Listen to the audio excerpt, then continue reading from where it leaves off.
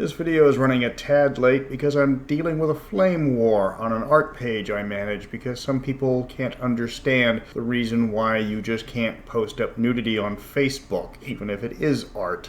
I strongly believe Satan is currently digging another layer of hell, specifically for freelance art critics. But let's get to the review. Welcome back to Mystara, as we're saying goodbye to Blackmoor in the fourth and final module, the Duchy of 10. It's another source book sandwiching a module that seems to be added on to make this a module rather than a pure source book. The adventure is okay, and the source book is fairly detailed, but the module does have a bit of a bad reputation among Mystara fans because of the machinations that happened at TSR during that time. So let's take one long last look back at King Uther, who actually doesn't appear in this module, DA4, the Duchy of 10.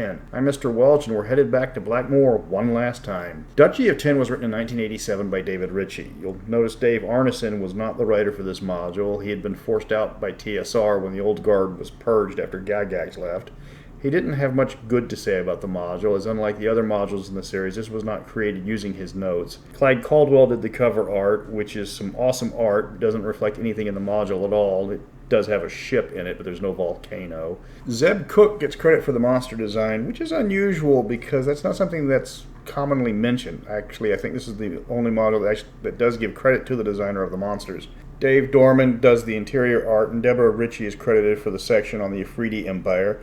Of note, the shipwreck art from City of the Gods that I mentioned that was extremely out of place appears in this module, again for no apparent reason, though you can shipwreck in this module. This book was attributed to David Ritchie, but the credits reflected it was a group effort instead. The module has two openings, which is standard for a Blackmoor module, depending on whether you start in the past or the present. For once, the fact the party is from the future actually counts for a plot point. The module is a railroad. You've got to get to the Super Death Ray artifact and blow it up before the Afridhi can use it to destroy Blackmoor. It's the Death Star trench run in D&D format. The Death Star artifact has an ability that kills anybody who gets near it with no save when it's activated by the Big Bad, but people who haven't been born yet are immune to this ability. So the party is immune to the Deus Ex Machina power, which is a nice touch.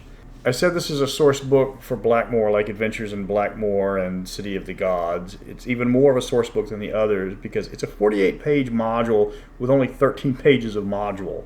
The rest is background, NPCs, and a bestiary.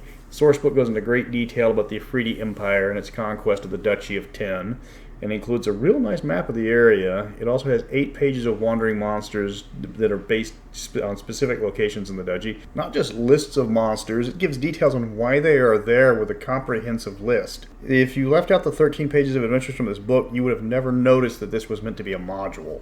The adventure is a short one, which is mostly you being on a boat to get to the location of the Death Star artifact. Once you get there, it's a stealth run through the Afridhi army camp to get to the artifact. Well, it's a stealth run until you get deep enough into the temple when you hit the monsters, and then you're hacking through all the monsters and the elite bodyguard. Actually, blowing up the artifact is easy. Just kill the guards, throw it into the lava.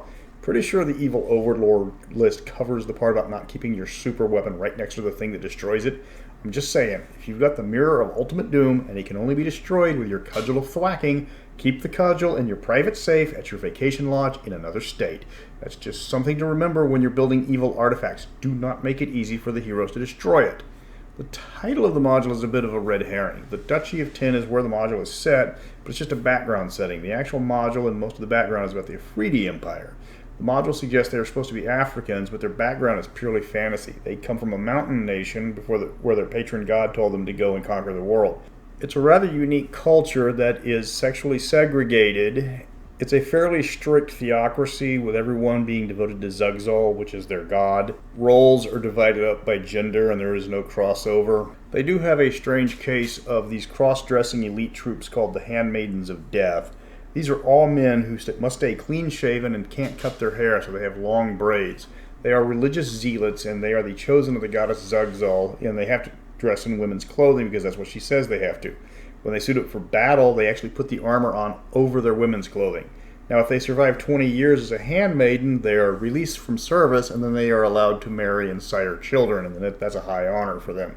It's like if the Persian immortals were designed by Harvey Fierstein. That's the guy from Mrs. Doubtfire, not the guy that had a monogrammed casting couch. Another unique part of their culture is every woman is a cleric. It's required that every woman, when she reaches the age of puberty in the Afridhi Empire, they have to go to the temple where they are trained in the worship of Zugzal.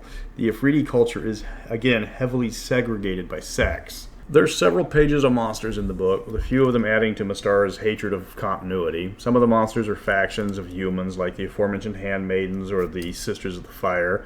You've got the Brothers of the Greenwood, the Hide Hunters, and the Scandaharian Raiders. Gatormen make an appearance, though their background is supposed to be found in Glantry, so these are the original strain, or Glantry is trying to take credit for someone else's work, which I wouldn't put past the Glantrians. The Solix, or the Sun Brothers, make their first official appearance here when the party finds themselves caught up into a war that has spilled over from the elemental plane of fire between the Afridhi and the Solix. There are a lot of NPCs in this book, and most of them play a large role in this book, rather than like the Adventures in Blackmoor, where you had a lot of extraneous characters that are just there to fill out the background. I was fond of the Jerry Castigier character. She's the daughter of the ship's captain who takes you to your destination. She's disguised as a boy, and she falls for one of the PCs, which makes for some wonderful role-playing when they realize who she really is. What complicates matters is she's actually a competent thief. It's not an escort mission, meaning she's not just a tag-along. She can hold her own, and she can help the party. Turning back to return her to her father eats up a lot of valuable time, and trekking on with her risks the wrath of the man that is their only way back to safety. She's an intriguing character that does present a complicated problem for the party. Blackmoor was left incomplete. Each module past the first introduced a new land into a different direction. Blackmoor again was surrounded completely by enemies, with the Afridhi being one of the most dangerous. The Thonian Empire never got much information in any detail. I can imagine the fifth book that was cancelled might have covered the Thonians. The Afridhi are the religious fanatics. The Froggies are high-tech raiders. You got the Viking-S raiders from Skandahar, which never got more than a few paragraphs of background. Arneson swore off this module because it didn't use his notes for Blackmoor. He said the Duchy of 10, with an H at the end, in Greyhawk was closest to his version. Would have liked to see a book that was further down the timeline, where Blackmoor and the Beagle had joined into a single culture, with the super high-tech fantasy the nation was known for. Introduce us to the original dwarves, the Blackmoor elves, and actually have an adventure against the Egg of Coot. It was nice we got a sneak peek into the original setting, and it's a shame we didn't get more of it. If you want to get this module, make sure you get the map. It's a really nice map. The module seems to sell for $40 or $80 with nothing in between. I got my copy for $40, so that's the cheaper version. Go for that. It's one of the cheaper Blackmoor modules. I think the lack of Dave Arneson is apparently one of the factors in that. The PDF is, of course, $5, but there is no print-on-demand option.